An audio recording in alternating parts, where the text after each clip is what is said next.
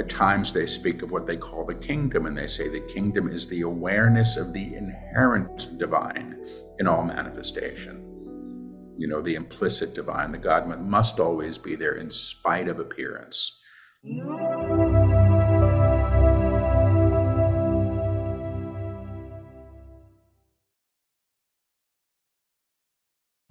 I'd like to welcome back to the show returning champion, Paul Selig. How you doing, Paul? I'm good. Thanks for having me.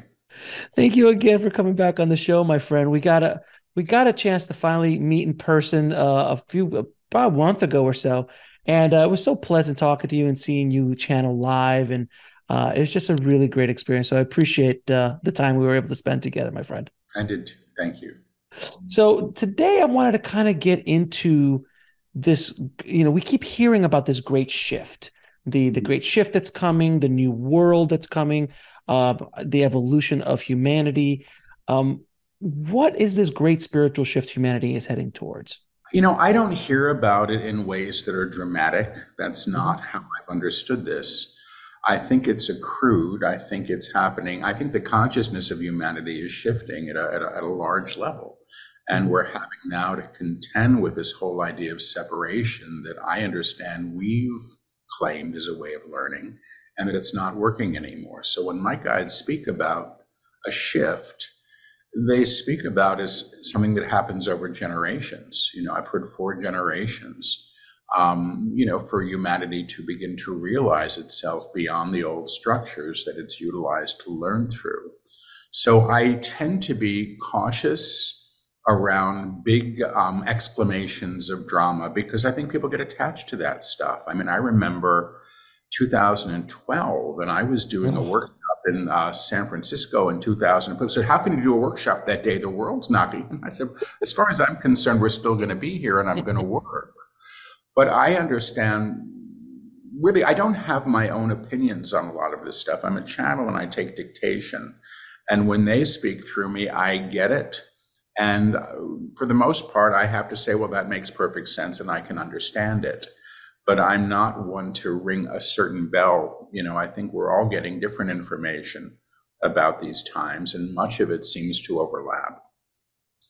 But I understand that we're sort of in the last hurrah of separation, which is the belief that we're separate from our source and consequently from everybody else. The guide said back in the very first book, which was dictated in 2009, I think, they said humanity is at a time of reckoning, and a reckoning is a facing of oneself and all of our creation. So everything that we've created in fear or aligned to through the action of fear is going to need to be sort of re-seen and re-known in a higher way. The guides I work with teach this thing called the upper room. It's a level of consciousness and vibration that they teach us to align to. And, they bring their students up there. It's the work of the books. And from that perspective, you actually lift what you encounter. You bring what you encounter to it through co-resonance. And this is what the guides say makes a world anew. And I'm sure there are different ways of claiming this in different systems and different languages, but the idea is really the same. When you're aligning to a level where you're not reenacting the old, the new can be born and can be seen. And that's what I get. So is there a big shift happening? I believe there is. And I believe that part of what we're dealing with now is the exhumation of the messes that we've sought to hide from and bury collectively. The guide said, it's like, if your backyard is an excavation site, things that were buried 5 years ago and 5,000 years ago may come up, but it's not going to look so pretty for a while. So is that what is happening into our society today? Because it just seems like, and that could be said at almost any time in history, but it seems like, even from my perspective of being on Earth for as many years as I've been, things seem different. Things that were spoken about quietly behind closed doors are now being yelled upon and shined a light on, like racism and things like that it just popped up in a way that you're like, what? Yeah, I don't think we have the benefit of reenacting the old in the ways that we have wanted to, and I think it's highly inconvenient and quite necessary, at a cultural level and at a world level, that we look at the stuff that we've been party to. There are people that say you manifest everything, and and what my guides say is, well, your entire life is what you are in accord with, in vibrational accord. And what you put in darkness and what you hide in darkness calls you to that darkness. And that's the level of alignment that you then hold.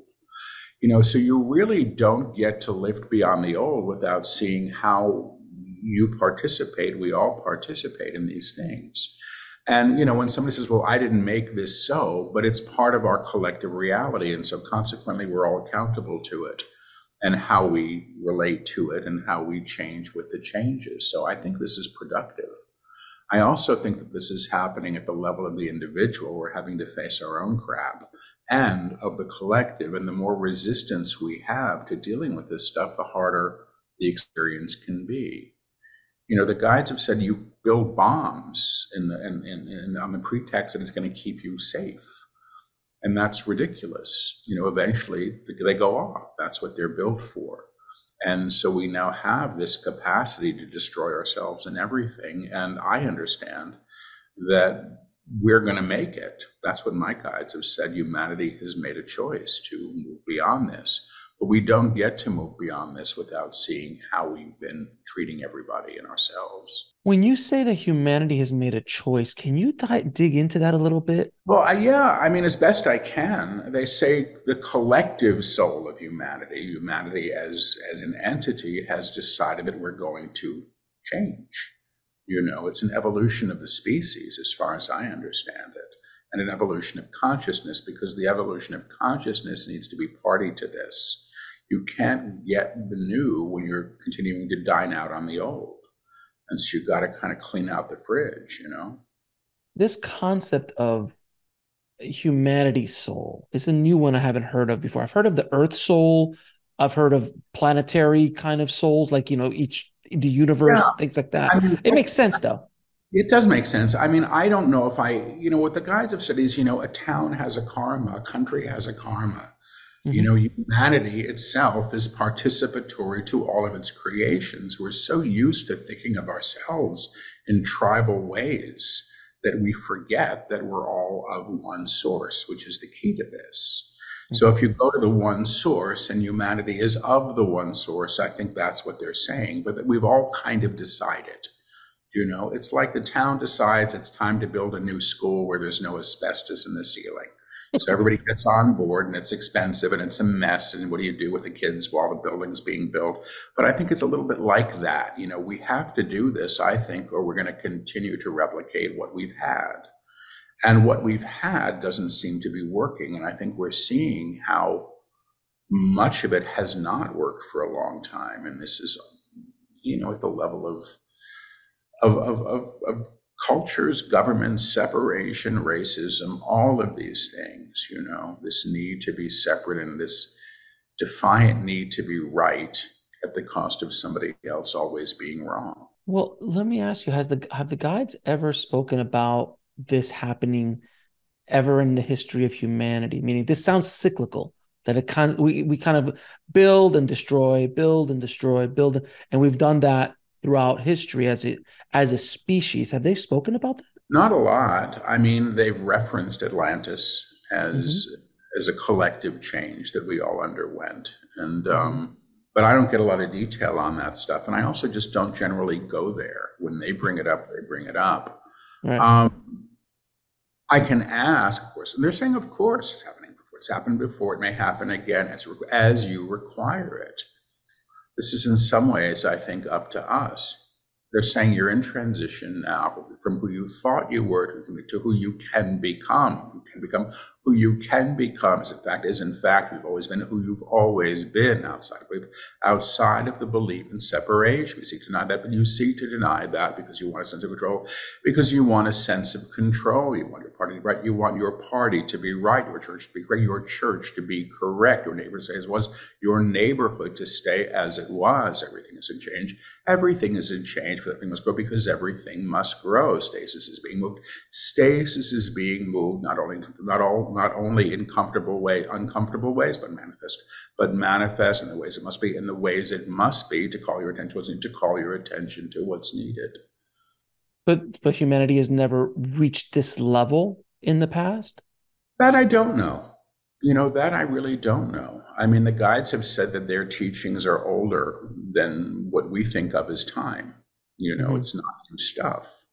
But do they get into this? Other people do. I mean, they've never mentioned Lemuria once, and, Atlantis maybe a couple of times when they talk about great transition and great change. Lemuria, I've never heard of that one. What is Lemuria? Another continent, Okay. Supposedly, some people say, because I live on Maui now, that's what it was once, but I don't know that. It's not my stuff. I'm a terrible New Ager, I've got to tell you. You are, sir. I really am. I've never gone there, and so and what I'm cautious of is parroting things that become collective ideas that we should attach to, and make real. And I'm sure there's tremendous reality to much of this stuff, but until I'm given it or have my own experience of it, I am along with their ride. Somebody recently posted somewhere on social media this whole thing about co-resonance and sound, which is exactly what my guides have been talking about for years, but this was a physicist. And I went, well, that's a relief to know that my guides are talking about something that is provable at this level, because what I do when I'm channeling is I'm taking dictation, and it's their dictation. They are talking now more and more in the last book, which was called Resurrection, and what I believe they're planning for next. And I don't know if it's the title, but they've said it's going to be about a world made new. That's where they're going, is really about collective transformation through vibrational accord. How you be at that level of tone, at that level of vibration, informs what you encounter. You're not trying to fix everything anymore in the old way. You're realizing what was always there, which was denied. I mean, the guides say you really can't make anything holy, but you can deny the divine in anything. And what they've often said is that humanity's only real challenge is what they call the denial of the divine. And everything that we think about that I think is causing us great problem is an affect of that, how we treat each other, how we treat the planet, how all that stuff, because you don't do that when you don't harm what you know to be of source. And what they're really bringing us to is a level of recognition of source as form, God come as the sun and the moon and the body and everything, because everything must be of that source. They say that we've denied the divine in form in the body for so long, God must be somewhere else than, within our hearts or wherever you want to put it, within the skin and the bone, that, we've denied it in the physical reality that we inhabit. So, if you're not of source, how can the ocean be? How can the sky be? You understand? Right. So it's, again, a simple teaching of co-resonance. And before we continue, because we didn't mention this to everyone, can you explain what your channeling process is for people who've not seen you before? Oh, yeah, I do. So I whisper and repeat. So when I'm hearing, I'm whispering the words, that's the transmission, and then I repeat it in a louder voice for people to hear. When I'm really on a roll, I don't always whisper it because I'm just so in the flow, but then I don't remember anything that I said, and that's kind of scary for me still. But this is the way that it's been. I didn't try to be a channel. I wasn't looking to be a channel. I didn't even necessarily believe in it. And when I first started hearing, I was doing a little group in my apartment. I was opening up as a clairaudient and hearing for other people psychically, which was surprising. I didn't believe that until they started to prove it out. But when I started hearing in my apartment, it was initially like somebody had their lips pressed against my forehead and the vibration of the words was coming in, and then I was forming them simultaneously with my mouth. It was a very physical process for me. And it's remained physical, although I don't feel that anymore. And it may have been a habit that I got into.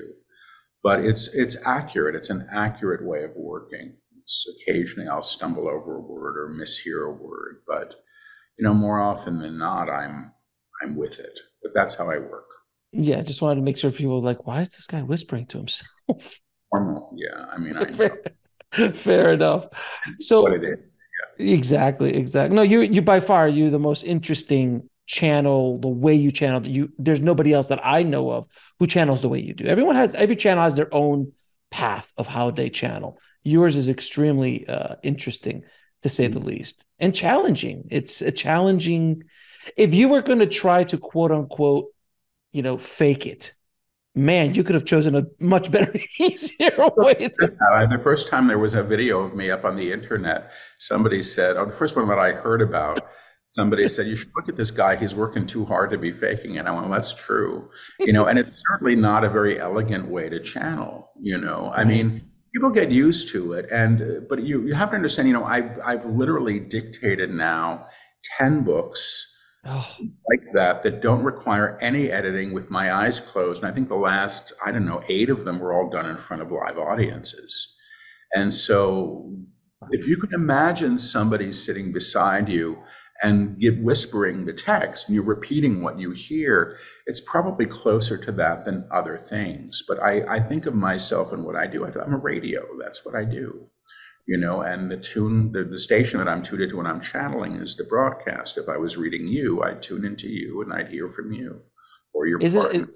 Isn't that fun? Isn't that fun? I love that way you said it. It's like someone's whispering in your ear. If someone actually whispered in your ear and you physically tried to repeat everything, it would work. It's cognitively, it's very difficult to try to do something like that. Well, how it is, because people sometimes think that, clear audience, which is what this is, or some people will call it telepathy. It's another way of accessing information.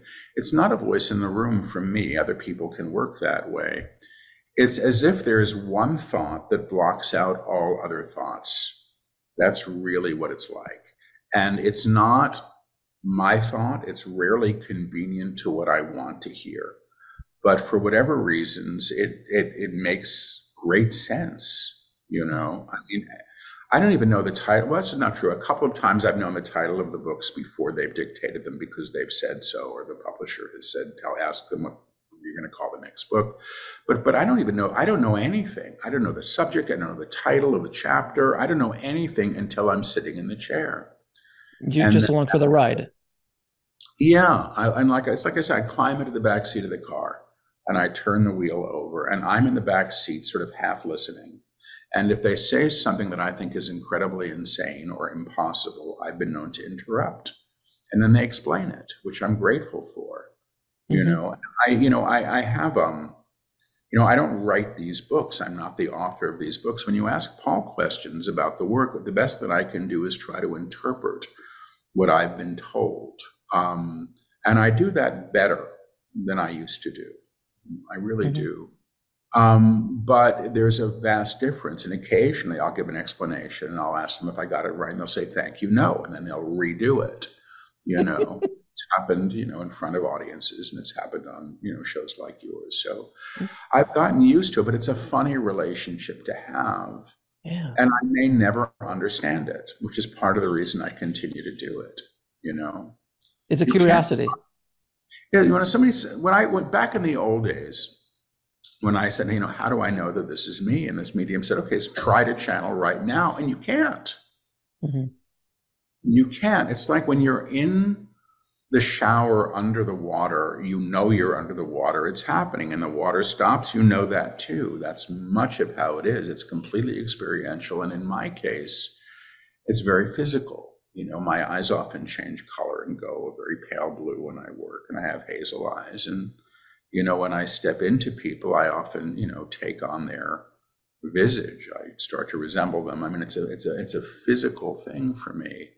And I'm relieved that it is, because some of that stuff is just provable. I mean, if I've never seen somebody and somebody asks me to tune into them, tune into my kid, and I start, rocking in the chair and clawing up, and then I find out that I'm reading somebody with cerebral palsy, it's been filmed. I mean, it's quite interesting. So, and it helps me to trust the guides when they step into me, fully, and I'm working with them or they're working through me. It's a wonderful feeling, and it's palpable for me and usually for the audience as well, or people on a live stream, and they come through with energy. So it's the information for me was always secondary to this. I was in it for the energy because I wanted to feel it. It was so exciting to feel it. It was so real.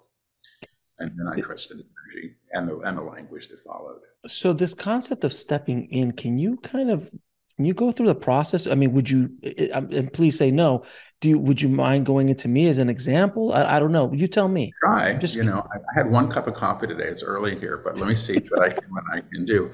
Stepping in is really, I don't know what it is. It may be a form of psychometry. I really don't know. When somebody says, give me the person's watch and you can, read the person through the watch or the vibration of the watch. I use the name. So I don't have to see people or know them. And most of the time I don't. I just finished a workshop here for, a lot of people, and people were asking about their kids and their parents and all those things. And I'll never see them, but they can generally verify that I've got their kid or their parent once I tune in. Mm-hmm. So it's as if I become you at a certain level. That's how it seems to happen. So I use the name as a coordinate, and then I call it stepping in. Okay. I used to think that I was traveling to them, through time and space. And a physicist actually told me, no, you're going in. It's like there's just it's like dimensional realities and things like that, which I may never understand. But when I tune in, the first thing that I see is what it feels like to be that person. That's the first thing. And I may be accessing them at a level of personality or perhaps at a higher level. And, and then if you ask about your spouse, I'm like the switchboard. So I'm plugged into you, and then I can plug in to her, and then I can often broker, a conversation at that level, and a higher level too, to support people who are having challenges. And I see this as somewhat different than the channeling. The guides may come in and comment on what I'm getting and talk about what the real lessons are, but they're really teachers, and they have bigger fish to fry than whether or not the relationship lasts the way we want it to, and things like that. But yeah, I can step into you if you want and see what it feels like. I mean, that'd be awesome. Let me go there. Do you have a middle name, and can I ask it? Yes, it's Joseph. Let me just tune into you and see if I get you. Well, you're like this, which is funny. Leaning back, this usually means resolved and resolute. But a little of this is you coming through saying, what am I going to get? What am I going to get? Am I going to get what I need? And then how do I get it? So you're on right now, which is interesting. And you're kind of watching everything to see what's for you to take. I don't think this is about this dynamic. I just think this is just where you're at right now. And it's actually useful because part of what's actually happening for you is that you're deciding that you don't have to work so hard. And that's going to be a little bit calamitous for you because you think you're supposed to. And again and again and again and again and again. And some of this is your lineage, I think. And I don't do family stuff, but this is the lineage of we get up early, we work hard. This is how it has to be done. And you remember that. So you've done that. You're not needing it. You're going to change your mind about a lot of this stuff, I hear, in a useful way. And oddly enough, it's because you're recognizing your own capacity for it, which is a little spooky for you. And I think you kind of know it's there, but you don't know. I want to say this one. You can say it, I'll edit it out. Yeah, it's a little bit like somebody who goes to the bathroom and they check to see what the bowel movement was. What was that? What was that just came out? It's a little like that. And then you flush it away. You don't, it's like, but it's not crap. They're saying you're moving towards a recognition of what you can have. And the choice to say that you're allowed I actually think is about breaking a lot of rules. And I think you're going to be there for a while until you really get this. So part of, I think, what you're doing here through your own sharing of this kind of stuff is this is your own. Even though I think you're looking at it now as this thing that's sort of outside you that you're party to, I think you're also having your own process with it, which is going to be ongoing. So this is all good. So that's how you feel when I get you. Wow, that's pretty accurate. Okay. I mean, other than the bowel movement situation. This was a metaphor, it wasn't mine. That's what I I said. know, I know, I know. No, but seriously, it's all that. Everything you said is you're absolutely right. I mean, I actually get comments from people saying, "You're working too hard. We're worried about you." And I'm like, Yeah. "No, no, this is just what I do. I just put out 6 episodes a week, and and just keep grinding and stuff." Yeah. You're not going to have to work so hard. That's the funny thing. And I think you're still going to get what you want. And you're not going to be lazy. Hmm. But I think this is like the guy, where there was like the family bakery and you had to get up at 4 in the morning to bake the bread. You know what I mean? It's like Oh that's yeah. an ethic. And, and I think you're learning that somebody else can get up at 4 in the morning and do the prep and you can show up for what you need to do. But that's what it is. Anybody else you Well, want me to get since you got me? no, I mean, no, I don't want to take advantage of you, Paul, but I appreciate you. No, I really wanted to use it as an Yeah. example of what it's like for someone you step into. That's what that's like. And the channeling you've seen, and that's different. It's got a different texture, a different sense of vocabulary.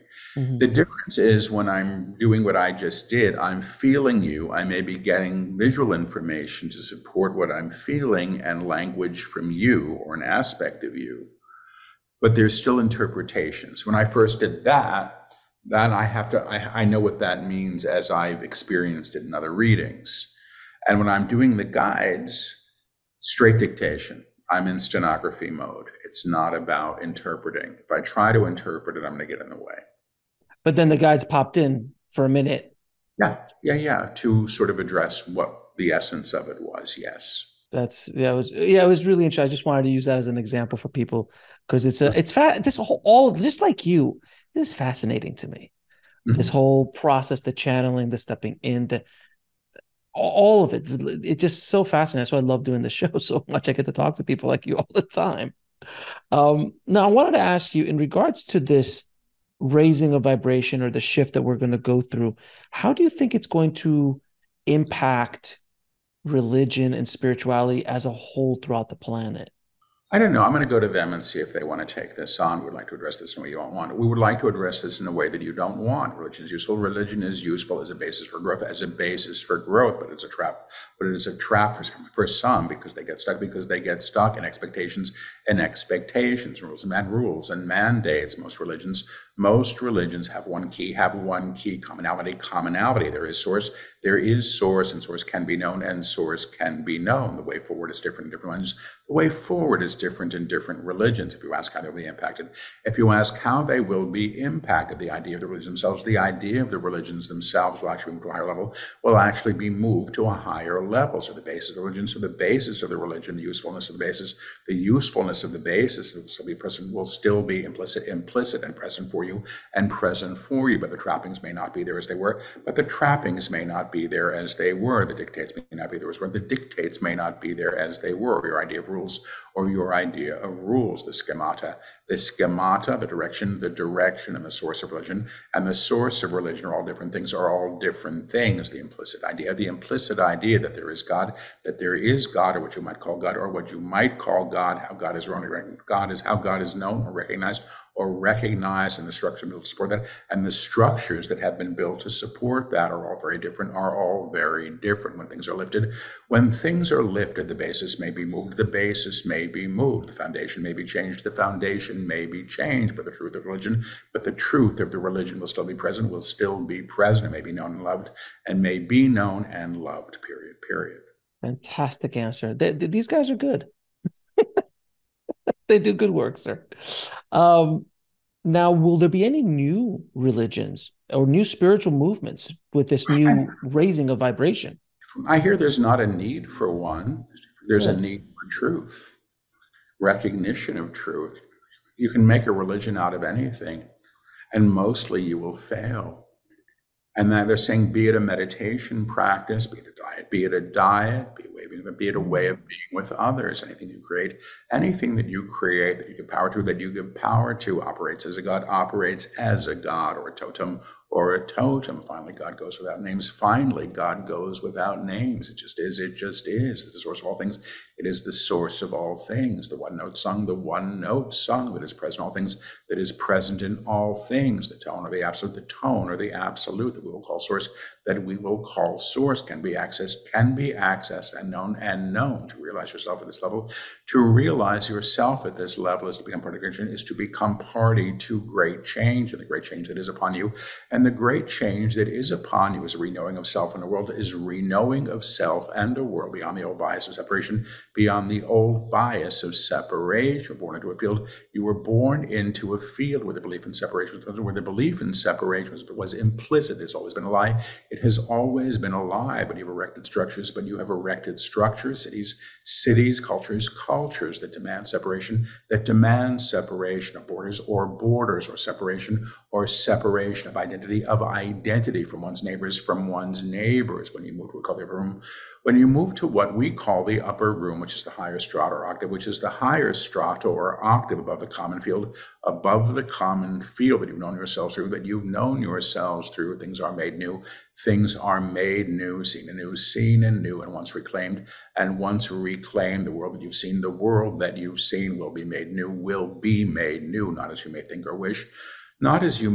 or wish, but in truth, a lie will not be held. In truth, a lie will not be told. In truth, a lie will not be held or told. In truth, a lie will not be told. It cannot be so. And the divine is presence. And the divine as presence, or the truth of all things, will eradicate much of the pain. That you have aligned to, and all have an expectation of pain. In expectation of pain, separation, pain, fear, etc., etc. It's just really interesting that you say that you can almost make anything into a religion. And the guys are absolutely right, because I'm a Star Wars fan, and people have tried to make Jedi a religion, and George Lucas is the first that's like, no, please stop. It's in your diets and anything that you give power to. It's really interesting. I don't know. I mean, it's basically idolatry is really what it is. Yeah. And that's all it is. And and it's promoted. We're told what to give importance to and what to empower. And I don't know what I think about this. I mean, the guide said in the very first book that they dictated, they've said it's not a religious teaching, and this is not a religion. And they think they pretty much is maybe a little what they said. They said there's great beauty in all religions, but they've been distorted over time, for different reasons, and they're just bringing us to a basis of truth. The language that they use for the most part is in the Judeo-Christian tradition, but they're reclaiming it. I was raised an atheist, and there's a Jesus on the wall back there, but there's a Hanuman on my desk out of frame, and Buddha's over there. And I'm much like your office. Everybody's sort of here and invited to the party. Yeah. So and when you started this work, you were the first to say, I am not a guru. I'm not a guru. I'm not even a spiritual teacher. I don't want to be. I can interpret the teachings. I have experience to share, and I do share it. And when I first started channeling, I was I was a college teacher. I was an academic. I was used to sitting in front of a room full of people and talking. But when I started channeling, I would introduce myself, and then I would disappear for the entire workshop. A whole weekend, 5 days, nobody would really hear from me until then. At the end, I would say, thank you very much, because I didn't know that I had a right to be participatory. And, but my own experience with this stuff has been interesting and is encouraging for other people. And I'm not somebody who went looking for this. Right. I did go looking for God, whatever that was, to me, when I hit a wall when I was 25 and started praying for the first time in my life because I didn't know what else to do. And then I started opening up, and everything started opening up. And then my life really fell apart because, I was suddenly living on one basis while I had this mess that I'd created in the other. And I got to learn through all this. And I'm very grateful now. But I have a life now that I'm very grateful for. But God knows it wasn't easy. It wasn't polite. It wasn't any of those things, you know? Yeah. And I I don't know that it's always supposed to be easy. Growth isn't easy. When they talk about what's happening here, and individual growth and collective growth, they say, when the seed is sprouting and it pierces the earth, the ground is moved to allow for the new growth. It's not polite. We want it all to be polite. And right now, I think we're seeing that it's not. If you look around, it's not It is. polite, but it is growth, and I think it can be seen and framed as opportunity, and then it's useful. What are the biggest challenges that humanity has with this great shift coming, or we're in the middle of? At the beginning of, I hear it's ongoing. You're seeing the template eroding of what reality is, of what reality was. The biggest challenge is your attachment to what was, because all things will be made new. Now this is triumphant. Cause for celebration. When a temple falls, but when a temple falls, or a structure falls, or a structure falls, or a banking system falls, or a banking system falls, or a country falls, or a country falls, it is not pretty. It is not pretty, and it can be thunderous, but these things pass. We are not speaking of desolation. We are not speaking of desolation or destruction. We're speaking of change. We're speaking of change, and the alignment you hold. And the alignment you hold to a higher potential results to a higher potential for yourselves, translates to the world, translates to the world. You become a beacon. That will illumine the pathway to others, knowing and being of who and what you truly are allows you to same in the world, allows you to know the same in the world. The biggest challenge is your attachment to what was, or how you think it should be, or how you think it should be. You will learn through whatever comes. You will learn through whatever comes, at whatever level you align to it, period, in their same period. So this is very similar to the example you gave of the asbestos school. It was done for years and years and years, till finally someone said, "Hey, I think we shouldn't be killing our teachers and our kids." Yeah. And it wasn't easy. Yeah. But it's a relocation. And at this level, it's a relocation of consciousness. So I'll explain this because the guides referenced it. They say we're living in an octave. Our reality, our common reality, is an octave of tone and sound and vibration. And they say any piece of music can be played in a higher octave. And the process that we're actually going, they call it, transposition. The music that we are is being transposed to a higher octave. And because of co-resonance, that the physical reality we know is what we are in entrainment with, or what we're in vibrational accord with. When we lift to the higher, we begin to claim what expresses at that level. This is the symbol they use for co-resonance. It's the infinity symbol, which is, So that's what's kind of happening now. And they say there are octaves beyond the one they call the upper room an octave. They bring us, I think, to where we can enter, but there's more there, At times they speak of what they call the kingdom, and they say the kingdom is the awareness of the inherent divine in all manifestation. The implicit divine, the God must always be there in spite of appearance, and that's, I think, where they seek to take us. So when you say octave, that's just another word for vibration, or different? Octave, like on a piano. So you can play Happy Birthday to You in one key, or you can go up the scale and play it in the next octave. So, and there are octaves above and beyond what the ear can even hear. The piano only goes so high, but there are higher notes. It doesn't stop. Like a dog whistle. Pretty much, yeah.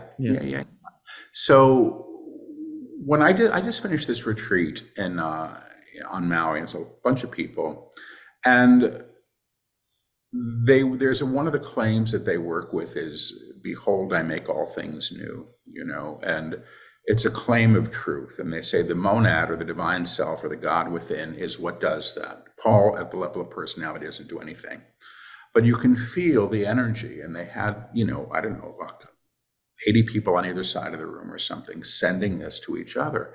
And it was like the waves of energy were building and building and building. And then there was some guy, they took a walk, came back, and some guy passed me where I was sitting, and I could feel the energy field just off the charts. Hmm. And I realized that that's what they're doing with us. And then, he walked around the room, everybody could feel it.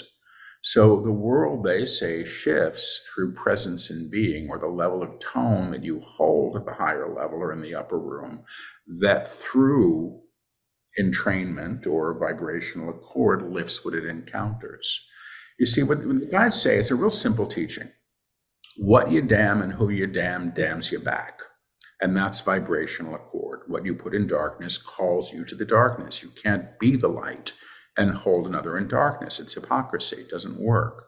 But they also say what you bless blesses you in return. And we live in a world that says a blessing is, oh yeah, God bless them, and forget about it. God bless them, that was terrible, forget about it. That's lip service. They say that to bless something is to realize the presence of the divine upon it, which is the action of source upon it. And they also say what you bless blesses you in return. And you can do this. You can work with this. You can feel the energy of it when you do it. You'll literally, the guys call it the echo. You feel the energy come back to you in waves. It's kind of extraordinary. So it's kind of like when we've all had that experience with someone walks into a room, they either can bring the energy down or bring it right, like to the life of the party and everyone's happy, or someone can come down and suck everything out of the room. Absolutely right. I've had a few times, I've read over the years for a few, rock stars who do mega stadium. Yeah. And the first guy, one of these guys I met him, I'm not a rocker. I stopped at a certain point, so I wasn't all that impressed because I didn't know them. I'd heard of them. Sweet guy. And like everybody else, they want to know about their families and their kids. And, it's normal stuff. But I tuned into this guy at his work, because he asked a question about work. And I felt this guy get so enormous. I was shocked. It was like he was making love to an entire stadium. That was the energy. I went, oh my God, that's why he's doing this. He could hold that level of energy. It's more than lighting up a room. You can light up the whole world, but you got to know what that light is. And then you got to access, and then you got to express it. And that's being expressed as your true self. The guides say how we serve, how any of us serve, is how we're most fully expressed as the true self or the divine self or who we truly are. So is that kind of like when you meet a master, on a walking master, or obviously an ascended master, but like a yogi or these kind of people that you hear these stories that like people around them are intoxicated by their energy or things like that? I think probably that's so, and I think that there are people that operate at that level, but I also think that there are people that operate at that level that aren't announcing themselves. I think people that are really awakened aren't announcing themselves as awakened. They're really going about their business. And I sometimes think, like the most enlightened person in the neighborhood may be the school crossing guard. She's been doing it for 50 years, holding that sign up and making sure they're safe. But anytime anybody's doing anything with love, they're operating in a high way. There's no other way around it. So yes, I think that is true. And, when the guides step in, sometimes they'll just do the whole room with the energy and you feel it, which is what I like about this work, because it's palpable. I really have no interest in people giving their authority to me. I'm, as Paul, I really don't want that burden, because you'll always fail somebody. But the guides do what the guides do, and I'm happy to be party to that. And I do think that they know what they're doing. I really do at this point, because I can't imagine that they would waste their time doing all this work, through me and for us and through whatever else they're doing. I've heard a story of a yogi walking through the market one day, and he just saw some guy sitting there selling like fruits, and he just stopped and sat down with him, like, "What are you doing here?" He's like, "Oh, and it was this enlightened being, but he was just selling fruit on the side of the road. He's like, what do you like? He couldn't understand it at the moment, but he felt it. He felt that energy. It was a really interesting story. It's true. I think it's true. When I was first opening up spiritually, I was destitute. I was early sobriety. I had no money at all. It was a hard time. And one of the first gigs I got was in the New York City public schools, setting up these little arts programs, because I'd, been to the school which allowed you to get jobs. And I remember going to this place in this bombed out neighborhood. It was the South Bronx back in the 80s, and it was Mhm. Whoa. rough, rough. And I saw these teachers in these schools, and they were amazing. And I'm sure they didn't know what a chakra was or could care less. But these people were present in a way that was profoundly humbling to me, really humbling, because that's the real stuff. It's not about saying namaste all day long and wearing a crystal. It's about how we show up for our lives, how we treat people, and I think how we trust. I don't care what you believe in, doesn't matter. That's the proof finally of all of this. And I think you can get attached to spiritual materialism, you can call it that, for lack of a better word. And the good news is that falls away in time. It's just part of, I think, the process of growing. Right. It's when you're saying I'm the most spiritual. Or I'm supposed to be the most spiritual. I have to get there. Right. If I don't get there first, there's not going to be enough for me. And all of this is forgetting source, you know? Right. If you're trying to be enlightened, you will never reach it. It's when you just do your thing and enlightenment comes towards you. Oh, I know. That sounds right to me. But once in a while, somebody in a workshop will raise their hand and they'll say, I don't want to have to, I want this to be my last life. I'm not going to come Oh, back I to my hear that all the time. lifetime. And then the guides always say, well, then you get to come back. Then you get to come back. I get that constantly in the comments of all the shows. Like, oh, this is I don't want to come back. I don't want to. This is my last life. Please, I don't want to come back. I don't want to come back. And I always say, well, you're probably going to come back if you're feeling that way about it. I believe it.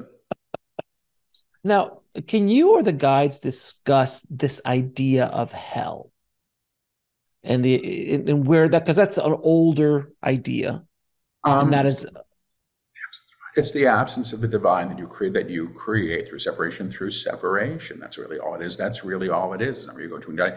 It's not where you go to when you die. You will learn different lessons. You will learn different lessons in different lifetimes, accrue different levels of karma, accrue different levels of karma, and consequently have different experiences, and consequently have different experiences when you align beyond the body, when you align beyond the body. But hell is a place or an idea of separation, All separation is. And all separation is the denial of the inherent divine. You can be forgiven. Indeed, you are forgiven already. Indeed, you are forgiven already for everything, but you don't understand that. The divine is redeemer.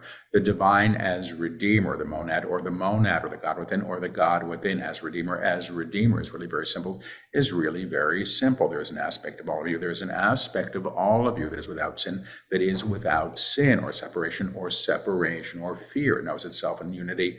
It knows itself in unity with the source of all things, with the source of all things. When the monad is in activated mode, it reclaims all things it encounters. It reclaims all things that it encounters with the light that is truth, with the light that is truth. That is how you are renowned. That is how you are renowned or redeemed, and how you reclaim the world. And how you reclaim the world is the aspect of you. It is the aspect of you that knows who he is, in an express state, that aligns all things to a new world, that aligns all things to a new world, period.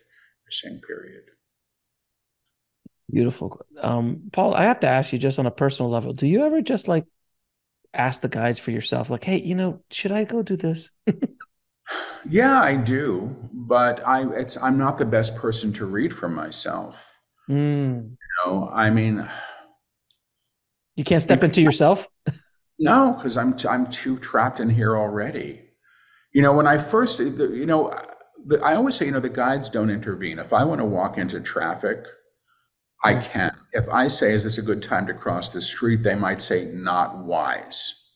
But if I ask, sometimes they'll answer, but it's often, this is like maybe 25 years ago. I've always been a bit of a slob, and I was teaching at NYU, and I had one iron shirt in the closet. Everything else was just, whatever. And I asked, what should I wear today? I heard, wear the blue shirt.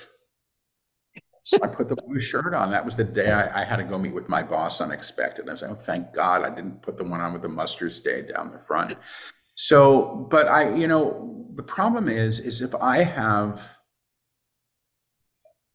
a desire, Mm. I'm already informing what I hear with my personality self.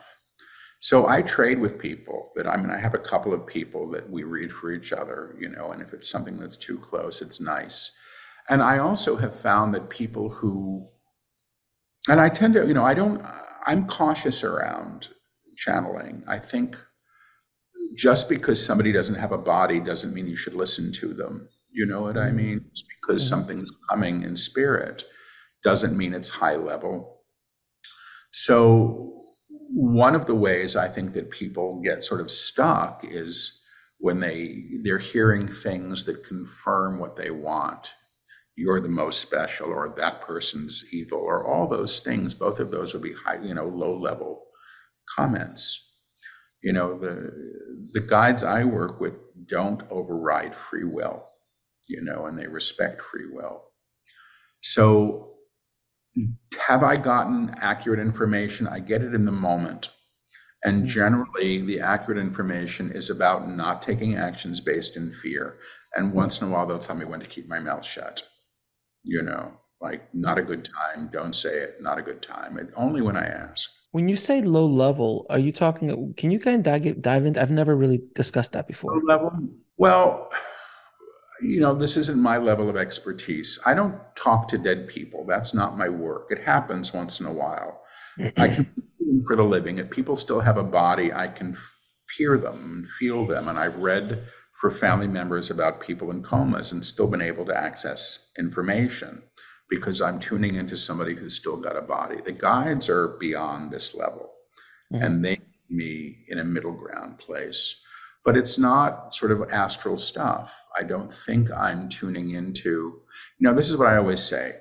My grandma, bless her heart, was married, I don't know, 4 or 5 times, and she's dead. And she's probably not who I want to go to on the other side for relationship advice.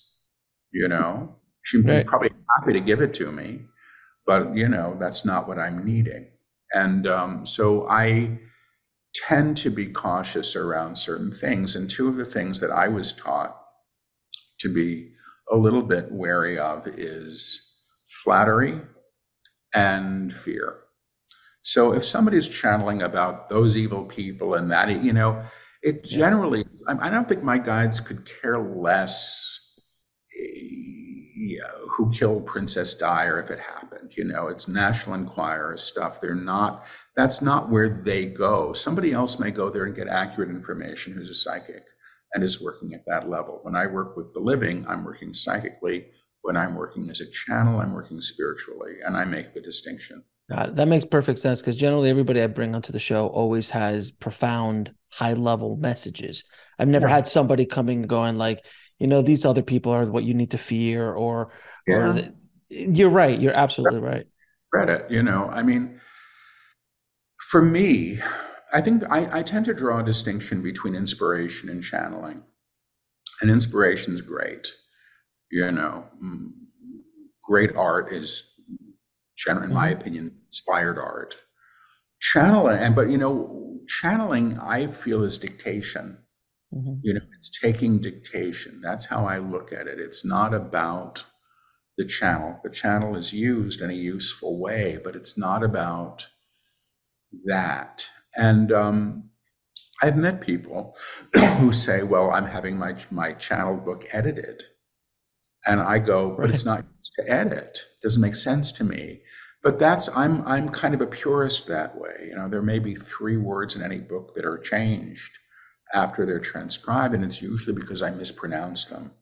Hmm. Or, it's like this. If I were to say, "I'm a night before Christmas," and all through the, House.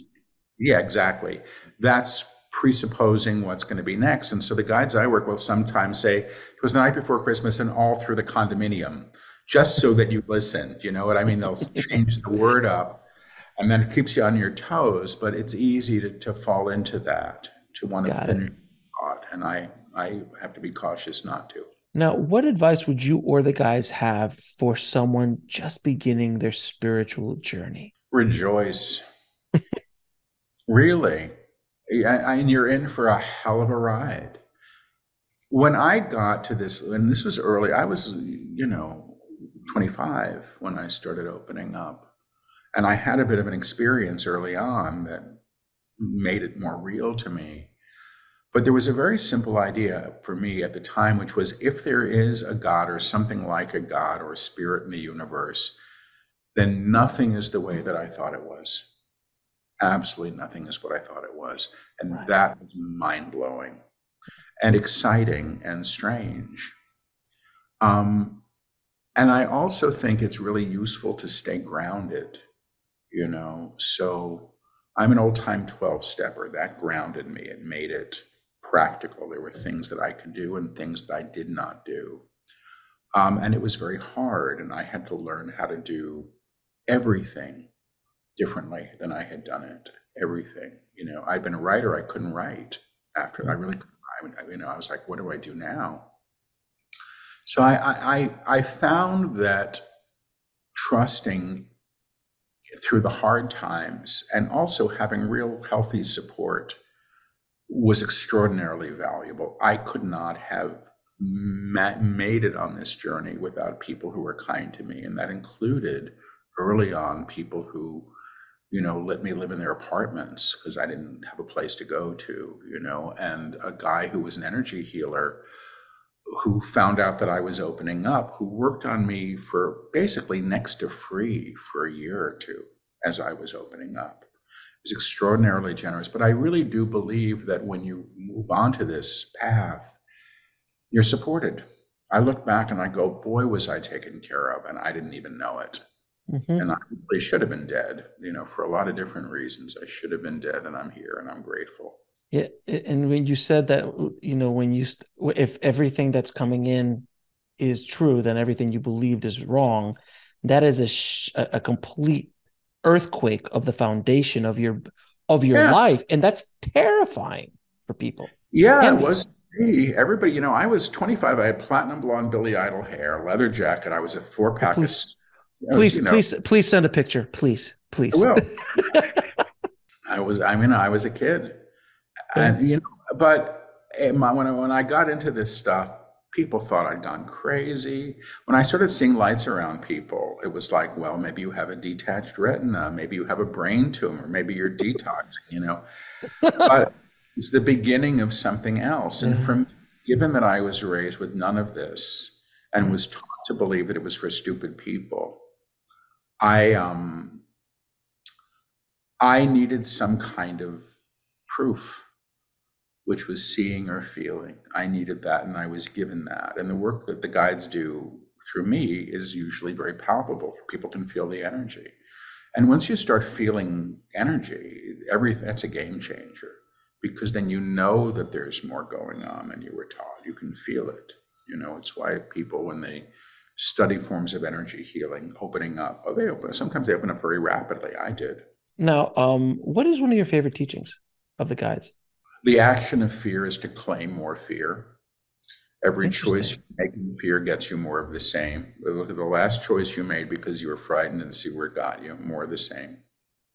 I say fear isn't wise, but it will seek to replicate itself at its own level. And it's a low vibrational energy. So they say when you go to the upper room, you move beyond fear at that level because fear doesn't express that. You want your fear, you have to go back downstairs to get it. I like that one a lot, and I find it really useful, and I do work with that because I found it to be true. So I try not to make choices based in fear. Prudence and fear are two different things. Prudence is the sign says sharks in the water, maybe best not to get in the water that day. That's not fear. That's just being cautious. It's not a bad idea to have an umbrella when it's raining. You're not frightened of the rain. You just don't feel like getting wet. Fair enough. Fair enough. Now I'm going to ask you a few questions I ask all my guests. Now, this is for you or the guides to answer, whichever comes through. Right? What is your definition of living a fulfilled life? Well, I'm hearing, I suppose it's from me, but I'm hearing trusting God. And everything happens as it needs to. And you're not in fear. Let me answer that my way. What would a fulfilling life be for Paul? Not being afraid, which I suppose is the same thing as trusting God. Mm-hmm. What advice would you give to your younger self? Stick it out. Stick it out, stick it out, stick it out. My younger self, my 18-year-old self, have safe sex. Don't drink until you pass out. Don't default on your student loans. You're going to want the money. Lots of Don't get that credit card with the 27% interest. all those things. Yeah, all those things. My younger self, I have much more compassion for than I ever had. And I was a piece of work, and I was a headache, and I was very, very fortunate that people cared about me when I was not able to care for myself. I'll tell you, Paul, isn't it a miracle that we're alive sometimes? You look back at the stuff that we did in our youth and you just go, how am I alive? I know, isn't it great? Like, it's because you think you're immortal. I'm trying to learn how to drive. I failed the test twice. I have a car now. I can't park it yet. I can drive it, but I can't drive it legally. I've got to pass this test eventually because I live in the rainforest. Otherwise, I can't get any groceries. So, but the reason, I have a buddy who didn't get her license either. She's an old-time New Yorker. And she said, we know we're not immortal anymore in the way when you're 16, you think you're immortal, and when I was doing all that crazy crap, oh yeah. And I know better. That's all. Yeah. And if there are any young people listening to this conversation, take it from a couple of seasoned guys. You are not immortal, and whatever you are doing now, you're going to feel it in about 15, 20 years. Much. Yeah. Now, how do you define God? Source. Simple as that. Yeah. And what is the ultimate purpose of life? I here to know, love, and be. That's it. Great answer. And where can people find out more about you and the amazing work that you're doing in the world? My website's my name, paulselig.com. There's, information on live events, and I do a lot of live streams, and the books are there, and lots of podcasts. So it's a place where it's sort of a one-stop. And you don't do personal stuff anymore, right? Personal. I do, yeah, I do. It takes a while usually to get an appointment, but there's a link up there for personal readings as well. All right, great. And do the guides have any parting messages for the audience? Understand that you're not failing by not knowing what you're doing. The world that you lived in is changing. And what you think of is also changing. When you think of potential, when you think of potential, there's a much higher potential available than there was. We welcome you to it. We welcome you to it. Let it be your choice. Let it be your choice. Ask to be known. Ask to be known.